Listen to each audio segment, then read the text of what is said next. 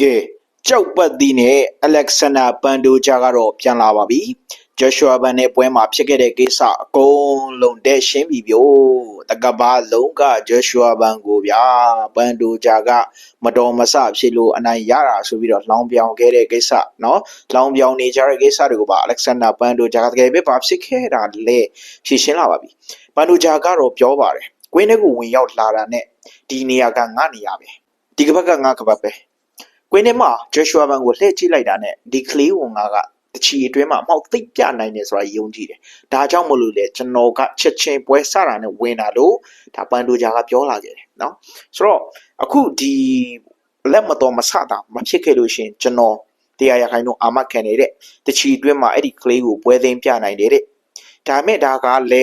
ဂျော့ရှွာဘန်ရဲ့ကံကြမ္မာပါပဲတဲ့ဗျာနော်။ဂျော့ရှွာဘန်ကိုအကြောင်းကိုဒီနေ့ဖြစ်ခဲ့တဲ့ကိစ္စတဲမှာပေါ့နော်ဟိုသူ့အကြောင်းတာမကဂျော့ရှွာဘန်အကြောင်းကိုနော်ဒီပွဲပြီးတာနဲ့သူ့မိမနဲ့သူစဉ်းစားခဲ့မိကြတယ်တဲ့ဂျော့ရှွာဘန်ကနော်ဂျော့ရှွာဘန်ကိုဖျားသခင်ကတကယ်ကိုမှကူညီတာတဲ့နော်ဂျော့ရှွာဘန်ကိုဖျားကတကယ်ကိုမှအလိုရှိတယ်တဲ့ဂျော့ရှွာဘန်နဲ့ပွဲမှာဖြစ်ခဲ့တဲ့ကိစ္စတွေအကုန်လုံးကိုကြည့်ချင်းအဖြစ်ဒါဘယ်လိုပြောရမလဲဖျားကကျွန်တော်ကိုစကားပြောတယ်တဲ့ဖះကိုပိုယုံကြည်ရမယ်ဆိုတာ तू သိလာတယ်တဲ့နော်ဖះနဲ့အများကြီးဒါဒီအဖြစ်တွေဖြစ်ပြီးတဲ့အချိန်မှာဖះနဲ့အများကြီးစကားပြောဖြစ်တယ်တဲ့ဖះစီမှာအများကြီးစူးတောင်းထားရတဲ့ तू မကြခင်မှာအကောင်းဆုံးပြန်လာမယ်တဲ့ဒီကပတ်ကသူ့ကပတ်ဖြစ်တယ်တဲ့နော်ဒီကပတ်ကိုသူ့ရဲ့မိသားစုစီမှာပြန်လဲနော်ယူလာဖို့အတွက် तू ကမကြခင်မှာလှုပ်သွားမှာဖြစ်ကြောင်းဒါပြောလာခဲ့တယ်ပေါ့နော်ပြီးတဲ့အခါကျတော့ဂျိုရှွာဘန်ကိုလည်းတော့အများကသုံးနေကြတယ်မျိုး bullshit ကွာသိရမလားဟိုဒီပွဲကတကယ်ကိုမှဟိုမထိုက်တန်မင်းနဲ့ရတဲ့ပွဲတကယ်ကိုမှအမျိုးမျိုးဆဲနေကြတဲ့အပေါ်မှာဒီလိုမျိုးမပြောကြပါနဲ့တဲ့ဒါကဂျော့ရှွာဘန်ရဲ့ကံကြမ္မာဖြစ်တယ်တဲ့နော်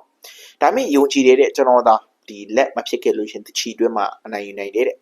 ပြီးတဲ့အခါကျပြောသွားတာကတော့ဒါဖះကတကယ်ကိုမှเนาะဒါဘာသာရေးသူတို့ရဲ့ယုံကြည်မှုပေါ့เนาะဒါဖះကဂျော့ရှွာဘန်ကိုတကယ်ကိုကူညီတာဆိုရဲအရာမျိုးကို तू ကဒီပွဲမှာတွေ့သွားတယ်ပေါ့เนาะဆိုတော့အခု तू ကဒါသူတို့ရဲ့ဖះနဲ့လည်းအများကြီးစူးတောင်းဖြစ်နေဆိုရဲအချောင်းအရာကိုပါပြောသွားခဲ့တာပါเนาะဟိုတချို့ကတော့ကျွန်တော်တို့ဒီမြန်မာနိုင်ငံနော်ကျွန်တော်ယုံကြည်ကြတဲ့ဗုဒ္ဓဘာသာမှာတော့ကံကြမ္မာကံကောင်းတာပေါ့နော်သူတို့မှာကျတော့ဘုရားကကူညီတာပေါ့ဒါကွာခြားသွားတယ်ပေါ့နော်